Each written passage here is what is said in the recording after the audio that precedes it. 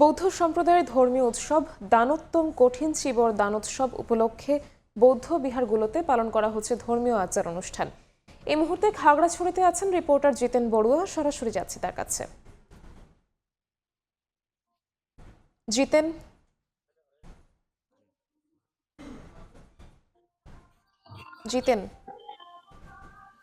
খাগড়াছড়ি পার্বত্য জেলা অর্থাৎ ৩ পার্বত্য জেলার বিভিন্ন উপজেলাগুলোতে এখন কঠিন চিবর দানোৎসব শুরু হয়েছে। খাগড়াছড়ি পার্বত্য জেলা সদরের ধর্মপুর রাজ্য বিহার ও ইয়াংদো বৌদ্ধ বিহারে এখন থেকে কিছুক্ষণের মধ্যে শুরু হবে দানোত্তম কঠিন চিবর দান। এ উপলক্ষে বিভিন্ন ধর্মপ্রাণ নরনারীরা সকাল থেকে বৌদ্ধ বিহার প্রাঙ্গণে এসে সমাবেত হয়েছে। এছাড়া বৌদ্ধ ভিক্ষুগণও কঠিন চিবর দান উৎসব উপলক্ষে বিহার প্রাঙ্গণে এসে জড়ো হয়েছে।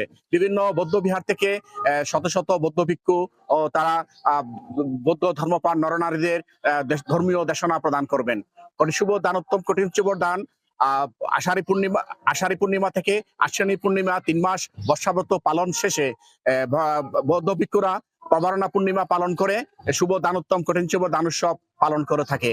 মহামতি গৌতম বুদ্ধের অন্যতম সেবিকা বিশাখা প্রবর্তিত কঠিন চিবর দান অর্থাৎ বৌদ্ধ ভিক্ষুদের চিবর দানের মধ্য দিয়ে এই কঠিন চিবর দানোৎসব শুরু হয়। কঠিন চিবর দানটি মূলত তুলা থেকে সুতা তৈরি এবং সুতাকে রং করে এবং কাপড় বুনে এই কাপড় ২৪ ঘন্টার ভিতর সেলাই করে বৌদ্ধ ভিক্ষুদের দান করার মধ্য দিয়েই এটি হচ্ছে কঠিন চিবর দান। অর্থাৎ বৌদ্ধ ধর্ম অবলম্বী যে কোনো নরনারী জীবনে একবার এই দান করে থাকেন। এটি একটি খুবই পুণ্যের কাজ।